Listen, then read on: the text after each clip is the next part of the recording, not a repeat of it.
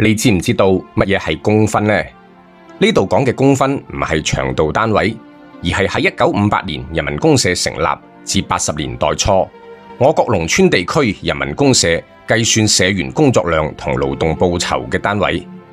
公分唔係國家貨幣，但係就成為咗當時公社生產隊分配糧食、現金同物資嘅重要依據。公分支撐住億萬農村家庭以及廣大農村知青嘅生計。喺人民公社時期，所有社員都要參加集體勞動，公社嘅記分員每日登記公分，亦會將公分票發俾社員作為憑證。到年底統一結算公分並分配勞動成果。當時一個壯年男丁工作一日，通常能夠賺取10公分，10個公分亦被稱為1個整工。而成年女性每工作一日可以賺到7到8分，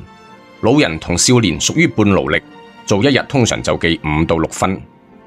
由於春夏秋冬4季唔同時節，對應工作嘅勞動強度有所唔同，所以相應嘅公分亦會有所調整。通常搶種搶收時段嘅公分就會比農閒時期略高一啲。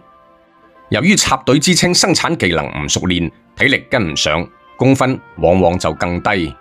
據講當時男知青工作一日記5到7分，而女知青多數就記5分左右。但係亦有老知青反映，當年某啲地方存在住刻意壓低知青公分嘅情況。關於呢啲歷史上出現過嘅問題，就需要各位知情人喺評論區度補充啦。當年賺公分嘅方式主要分為按日出勤嘅平工記分，以及按任務量計算嘅定額包工。日常嘅工作，比如除草、施肥、收割、輕收水利、擔抬抬之類，只要社員出工就會記錄相應嘅公分。而技術類工作，比如犁田、耕地、插秧、趕車、育種、飼養牲口等等，公分標準就會略高。知青同農民一樣，必須按照生產隊嘅作息早出晚歸，只有努力工作，先有可能賺取到更多嘅公分。喺嗰個特殊年代，公分係評估一個人勞動價值嘅記錄，亦係人民公社社員個人同家庭溫飽嘅保障。公分越多，可以分到嘅口糧就越多，而且公分仲可以兌換成現金。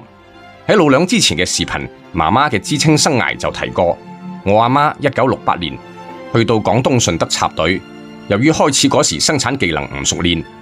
冇辦法融入當地嘅農民工作小組。佢擔心賺唔到公分，一時間急到手足無措。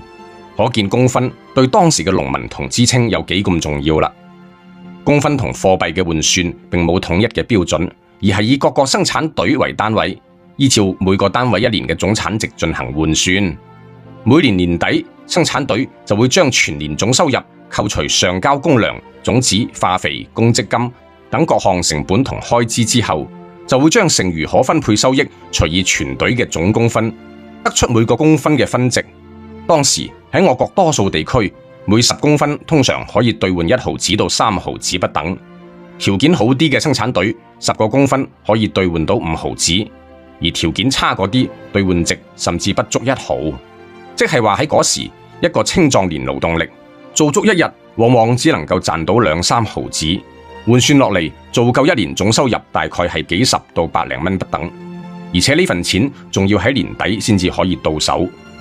社員領取公分兌換嘅貨幣又叫做分紅，喺分紅之前仲要扣除生產隊預先分配嘅口糧以及相關物資嘅費用，所以公社社員實際到手嘅銀紙就會更少。假如某個人或者某個家庭一年賺取嘅公分唔足以抵扣當年從生產隊預支嘅費用，就會出現所謂嘅倒掛現象。